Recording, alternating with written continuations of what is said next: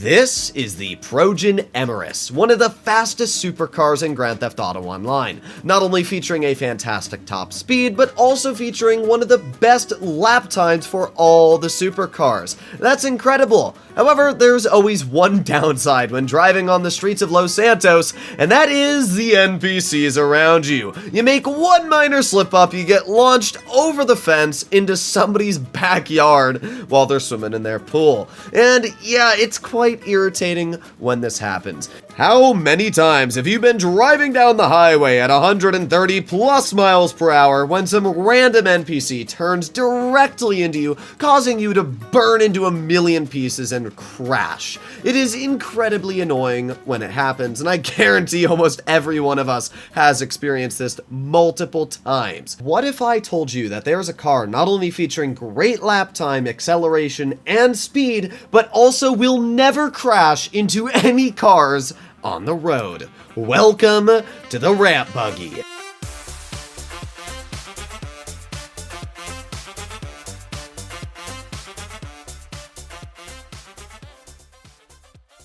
When the Ramp Buggy was first introduced into Grand Theft Auto Online, it was massively popular, but only for about the first week or so, because there was one massive problem that just about everybody realized as soon as they bought it, and that was, after about 30 cars had launched off your vehicle, the Ramp Buggy would just randomly start to smoke.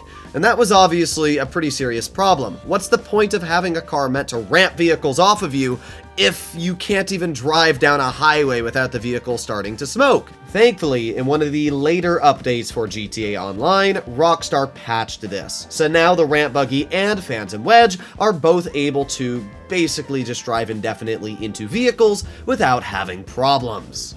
In today's video, I'll be showcasing just about everything you'd ever want to know when it comes to the Ramp Buggy, like how to purchase this vehicle, where to call it in, the upgrades and customization it has going for it, and the lap time and overall top speed. So, buckle up, let's get into it. Getting your hands on the Ramp Buggy is pretty simple, but it can be challenging for people that don't know what to do. For example, you can't just buy the Ramp Buggy without owning a vehicle warehouse. Now, to be fair, you should always own a vehicle warehouse for the vehicle right in front of me, the Phantom Wedge. If you're ever planning on doing the Cayo Perico heist, the Phantom Wedge, especially for stealing the long fin, is one of the best vehicles, period. It will save you lots of time in the long run when doing the heist over and over, so I would always suggest for any player to get their hands on a vehicle warehouse so they can store the Phantom Wedge, which means that it's not too bad that you can also purchase vehicles like the Ruiner 2000 and the Ramp Buggy on the side.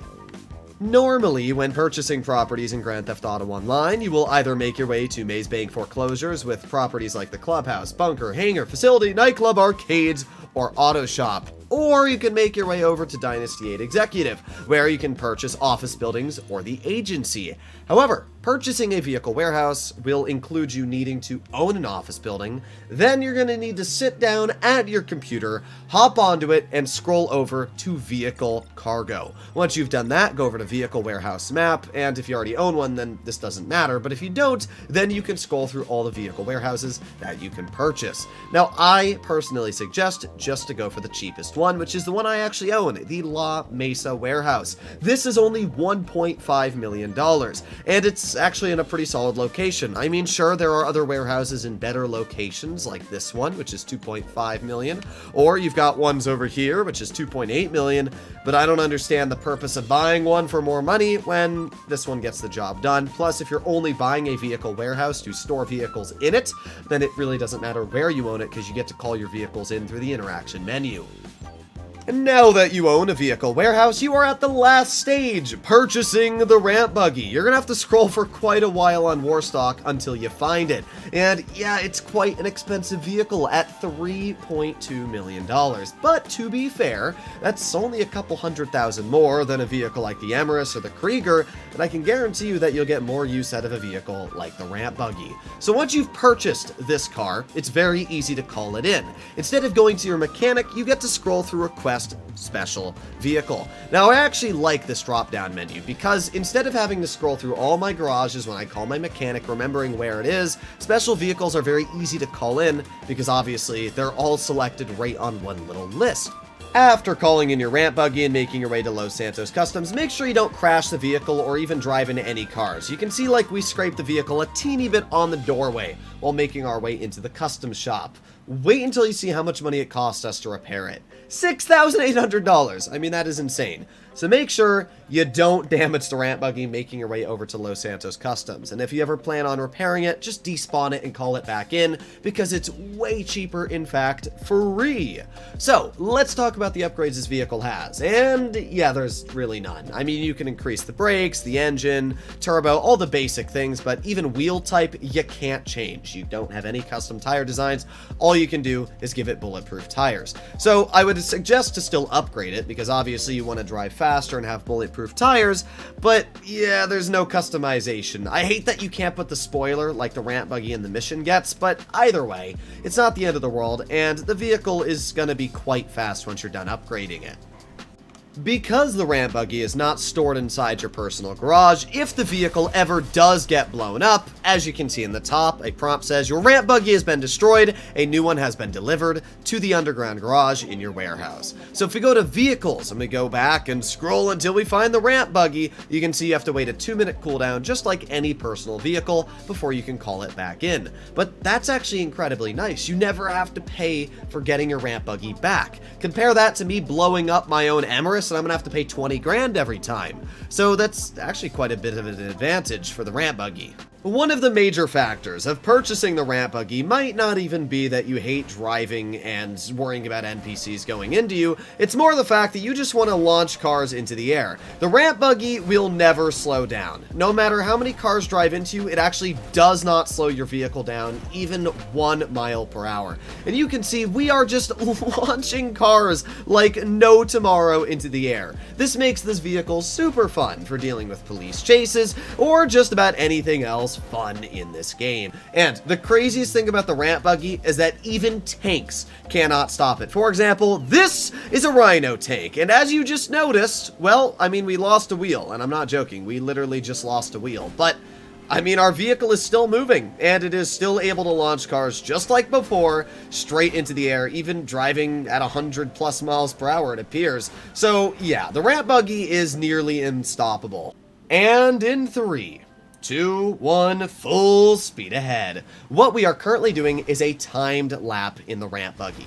Now in the past, I've done this exact same course and lap with vehicles like the Krieger, Emirates, and other incredibly fast supercars. The fastest time I've been able to achieve is in the Krieger at 2 minutes and 15 seconds. Now while I do not think the ramp buggy is going to achieve a lap time as fast as the Krieger, I think if we can set something even remotely close, I will be very, very impressed. So I guess we're going to find out. The nicest thing about the ramp buggy is obviously we don't need to move out of the way of vehicles. We can just drive right into them. And the funniest thing is that you actually don't get slowed down at all while driving into cars, which is something that you would think, you know, might happen at least a little bit, but no, ramp buggy really just doesn't get affected at all when driving the vehicles. We've already made our way into Vinewood Hills. I'm slowing down a little bit while rolling around these corners, just making sure we don't go a little too fast and lose grip.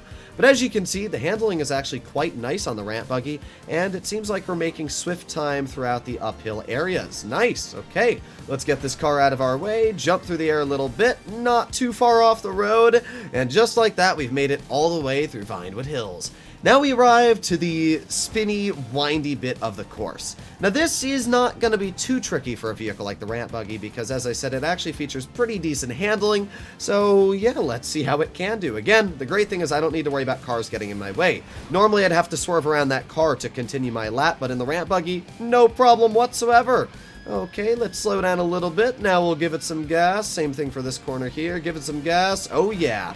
Alright, full speed, nice. You can see how the ramp buggy just easily maneuvers its way through these corners, no problem whatsoever. Again, car's in my way, but we don't even need to slow down slightly, and we just keep on going. Right now we are at 1 minute 52 seconds on the clock. I don't know how this is looking, but it feels pretty good. As I said, I don't think we're going to beat the Krieger's lap time, but if we get something pretty close, I'll be very, very happy with how this vehicle's doing. On paper, the ramp buggy only has a listed top speed of around 113 miles per hour. But while on paper that is the listed top speed, that doesn't actually equate for how this vehicle is going to do when driving over bumps, and obviously we can go through cars. So we were able to set a lap time of 2 minutes and 20-ish seconds. 2 minutes 22 is what I have on my stopwatch.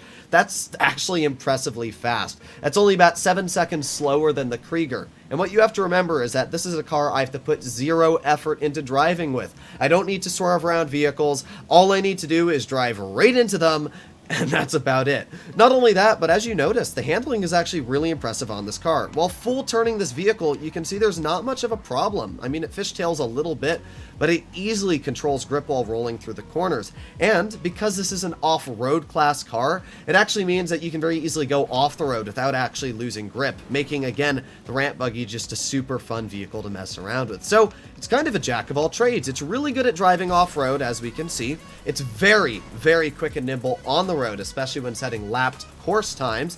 And, I mean, heck, it kept up with some of the fastest supercars. So, I actually think the Ramp Buggy is just a very underrated and super fun car to get your hands on in Grand Theft Auto Online. It might not be the best, but it is definitely fun, and that's really all that matters for me. Hopefully you enjoyed the video, and I'll see you all in the next one. Bye-bye.